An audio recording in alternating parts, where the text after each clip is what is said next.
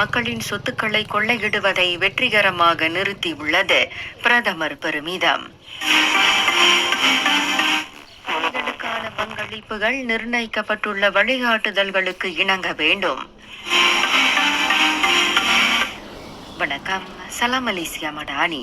Malaysia வானொலியின் காலை 9 மணி முதன்மை செய்திகளுடன் பூங்குழலி வீர்.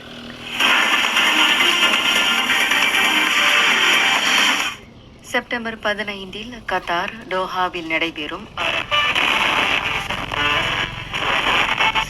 இப்ராஹிம் கலந்து கொள்ள உள்ளார்.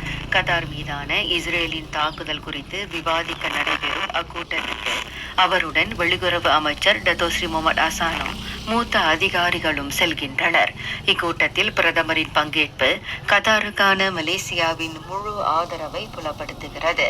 மேலும் பாலஸ்தீன மக்களின் உரிமைகளை தற்காக்கும் வேளையில் இஸ்ரேலின் வன்முறையை கண்டிக்கும் நாட்டின் தொடர் முயற்சியாகவும் இங்கு உள்ள அறிக்கை வாயிலாக தமது அரசாங்கம் தலைவர்கள் அதிகாரத்தை கொண்டு மக்களின் சொத்துக்களை கொள்ளையிடுவதை வெற்றிகரமாக நிறுத்தியதாக பிரதமர் அன்வார் இப்ராஹிம் தெரிவித்தார். பல்வேறு விமர்சனங்களை எதிர்கொண்டாலும் இந்த மாற்றம் அரசாங்கத்தின் நிர்வாகம் மேலும் நேர்மையாக செயல்பட